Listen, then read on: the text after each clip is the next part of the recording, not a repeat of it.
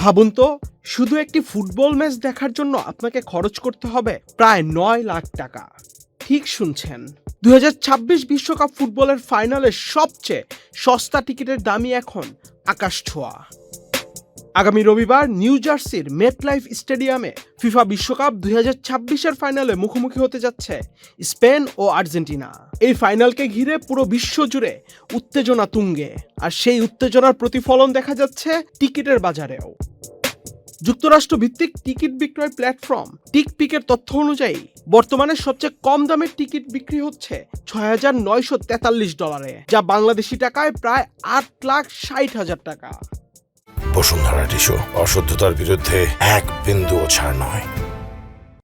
আর গড় টিকিটের দাম অবিশ্বাস্য, $১১,৩২৭, অর্থাৎ প্রায় ১৪ লাখ টাকা। এখানেই শেষ নয়, ফাইনালের একটি টিকিট বিক্রি হয়েছে সর্বোচ্চ $২৮,৪৭৯, যা বাংলাদেশি মুদ্রায় প্রায় ৩৫ লাখ টাকা। মজার বিষয় হলো, আর্জেন্টিনা সেমিফাইনালে ইংল্যান্ডকে হারিয়ে ফাইনালে ওঠার পর আগের চেয়ে টিকিটের দাম কিছুটা কমেছে, যা আগে ছিল $৭,২০০। দুই ফাইনালিস্ট নিশ্চিত হওয়ার পর দাম কিছুটা কমেছে, কিন্তু তা এখনো সাধারণ দর্শকের নাগালের অনেক বাইরেই রয়ে গেছে।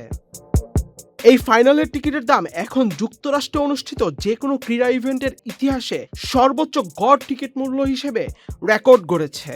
এখন প্রশ্ন হলো, আপনার হাতে যদি ৩৫ লাখ টাকা থাকতো, আপনি কি একদিনের জন্য ফিফা বিশ্বকাপ ২০২৬-এর ফাইনাল মাঠে বসে দেখতেন? আহমেদ শাফি, চ্যানেল আই।